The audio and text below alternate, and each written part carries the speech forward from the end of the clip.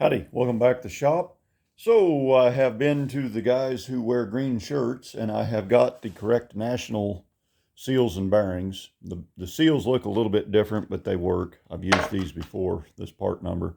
That's a 5707 national bearing and an 8660S Sierra seal. So this is what goes in it and this is not. So you can see there is substantial difference between the bearings and the seals that were sent with this Dorman kit and the ones that are supposed to be in it. And it seems like I've used this Dorman kit before and it had the right seals and bearings. Don't know what happened, don't care. So the first thing I'm going to do here is I'm going to take my grease gun with a needle on the end of it, and I am going to pack grease in here. And that grease is going to help, I hope, keep that little spring from bouncing off when I drive this new axle seal in. And you don't have to go overboard with this, but you do need some grease in there.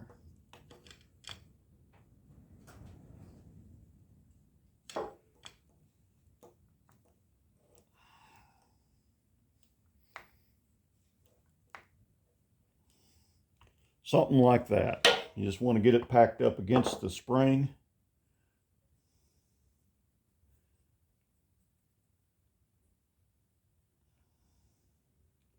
And that'll keep it from bouncing. And it don't hurt to put a little bit on the sealing lip as well, and a little bit on the axle shaft when you go to slide the shaft in it. I'm going to do the other one. Okay, so I'm going to use my seal and driver, or my seal and race driver kit, and this is Ever Tough. I think this came from Slow Rally. 67034 is the part number. And these aren't very expensive. I think they even lend them out. But it's something you ought to have in your shop. Now, this is the 2.325 driver, and I've had to grind it down a little bit to make it fit down in the axle shaft, the housing, to where it'll push this in without binding up. You never ever want to push on the bearings on these. You always want to push on the face like that.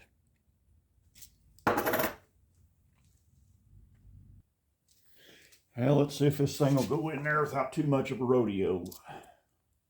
Oh, made in USA.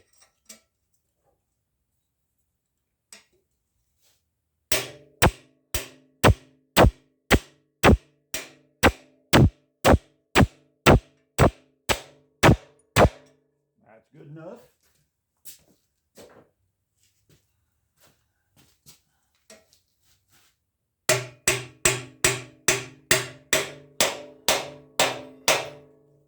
There we go. Now I'm going to eyeball down in there with my flashlight, make sure that I don't see any little springy dingy donger that's bounced off of anything. But I think we got her in there right.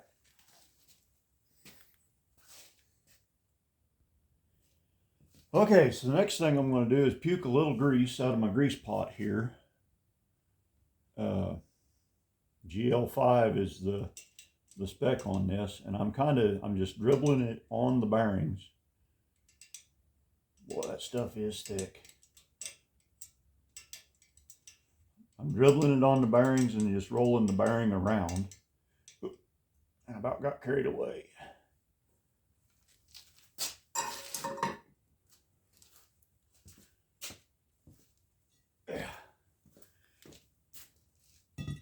Now I'm going to put a little grease on the axle shaft down where the bearing, let it dribble down where the bearing and the seal goes.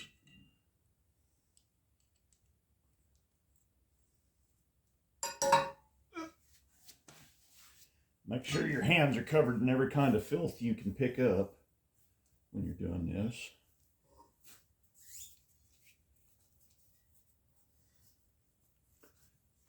Oh, I hope that's in focus. I hope so.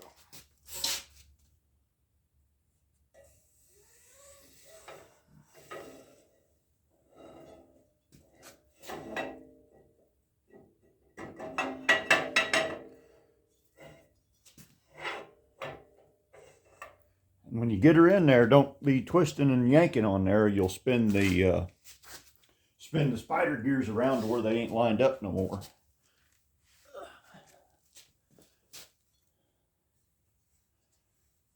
I'll wipe off this excess grease to keep it from rolling out all over the floor and making a mess. Now I did clean these axle tubes out with a nice clean rag and a broom handle.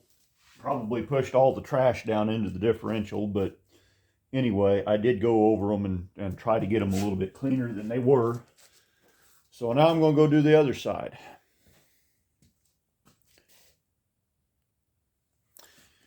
Okay, so now it's time to put the C-clips back in it, and I'm just going to put them in the way they came out. You can see there's where the button is, the wear mark, and there's where it was running up against the spider gear. So then we'll just drop right in there, and you spread your axle out.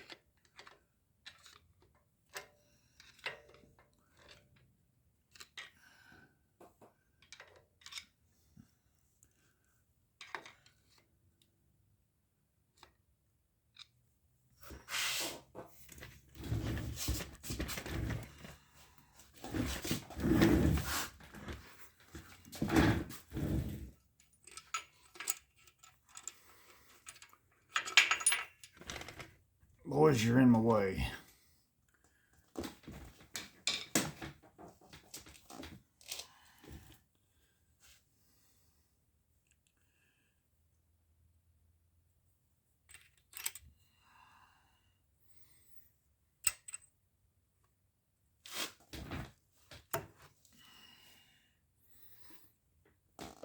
Okay, that should get them out all the way. The hole's still lined up. I'll slip my pin up in there, my center pin.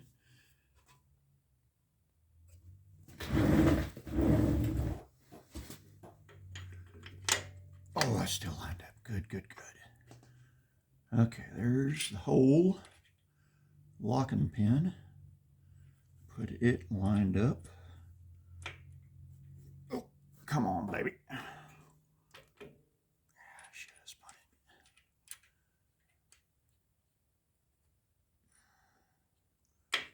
Come on. I have to give her a tippy tappy.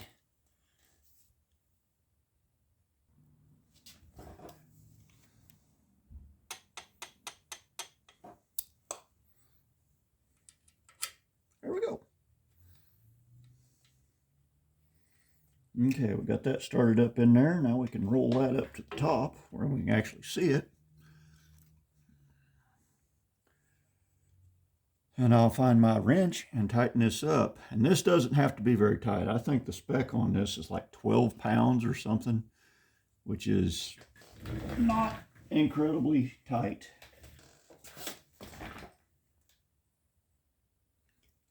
So I've got a new differential cover for this thing. I've cleaned this surface about as good as I could get it, and I ran a dull bottoming tap down all of the holes to get the crud out of the holes, and I chased all the threads on the bolts with a die. I probably should have replaced the bolts, but I didn't. So we're going to put this new cover on here. I've glued her on there with a little bit of some kind of German anti-seal or German RTV stuff, and this is the stickiest crap I've ever seen. It does not come back off. Works real good for gluing stuff. And I am going to use a little anti-seize on the threads just because I like to. Don't have to, but I do. These get torqued down to 22 foot-pounds, and I'm going to do them click, click, click, click, click, click, you know, kind of go around in a circle like that at about 11 foot-pounds, and then I'll hit 22. That's just the way I like to do them, and I don't like when these leak, so I don't have them leak when I do them that way. So there we go.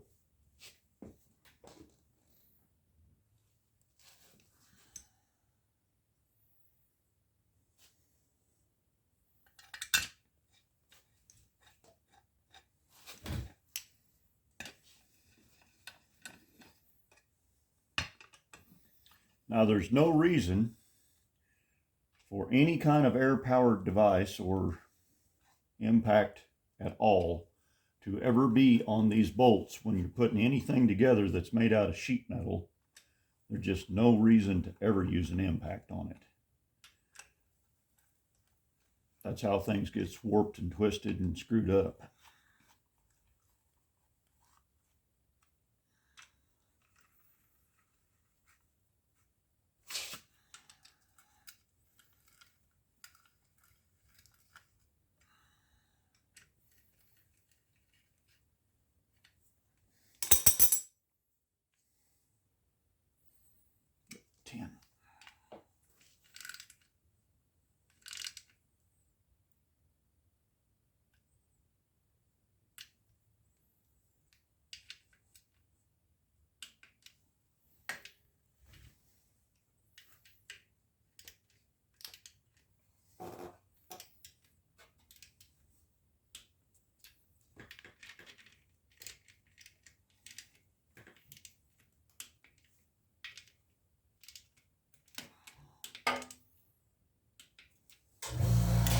And there's the compressor.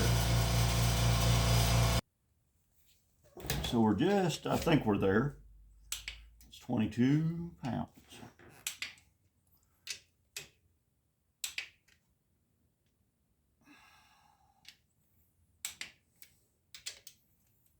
Oop, doggone.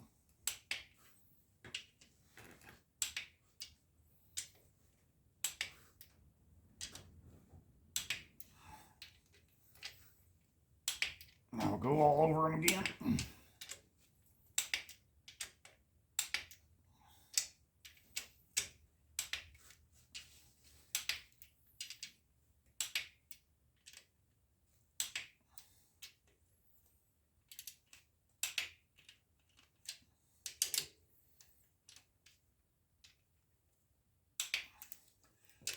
All right, time to put some grease in her. Now the book says do not use a friction modifier in this grease. And I believe it was 8590 is the spec weight. I'm going to use what I've got. It's a GL5 grease. Yeah, there's a difference, but grease is grease, and GL5 is just the formulation of it. The 8590 or 95-100 or 95-140, that's just the weight of the grease. It really don't matter in the long run, as long as you're not trying to use 30 weight or something stupid. If you're in doubt, look it up in your genuine GM service manual and see what it tells you. I use what I've got on hand. So I'm going to go ahead and put grease in this rascal, and we'll get this everything put back together. I did want to mention I did shoot paint on this, obviously. Mainly, I just wanted enough black on everything to where when it comes time to put the rear end or put the brakes and everything on it, I don't have to worry about masking so much off. I can just take my caterpillars and my everything and my backer plates over here, just cover them up with a trash bag when I paint the whole frame. So for the time being, I'm not going to put very much more brakes on here. I just want to get this thing to where to roll. I think the next thing I got to do is I got to go through the door pins on the pickup. But I'll get this all buttoned up. I hope y'all learned something. If you got any questions, ask them down in the comments. In the meantime, y'all drive safe. Watch for deer.